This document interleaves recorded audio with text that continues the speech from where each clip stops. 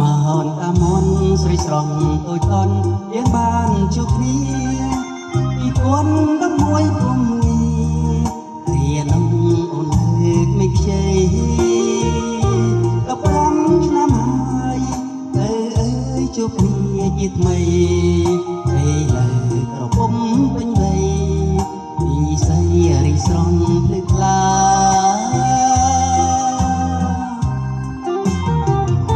គាត់ពី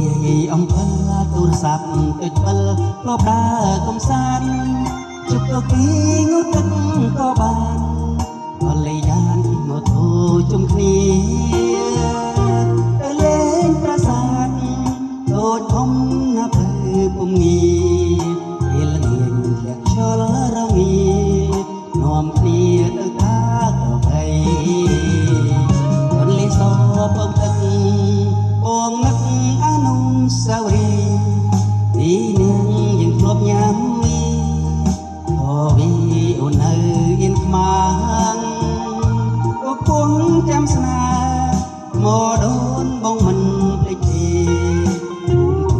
ជាសាងសេចស្នេហ៍នាងមីអូនចាំយោធា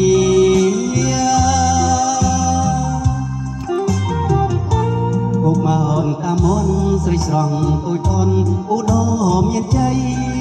15ឆ្នាំចាំជួបស្រីជួបគ្នាជាថ្មីស្រីនៅចាំបងសន្យាយោធាឥឡូវបានដូចបំណងស្នេហារីកស្រស់បំប្រងដងហងតាមុនចា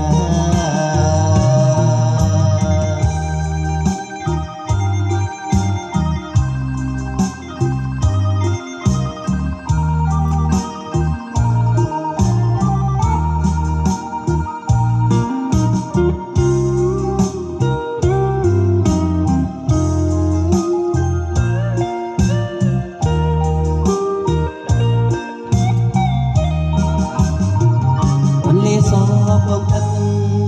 បងនឹកអនុស្សាវរីយ៍ទីនាងយើងធ្លាប់ញ៉ាំមីក៏វីអូននៅអៀនខ្មាំងក៏គង់ចាំស្នេហ៍មកដូនបងមិនភ្លេចទេគូជាសាងសេចស្នេហ៍នាងនេះអូនចាំយោធា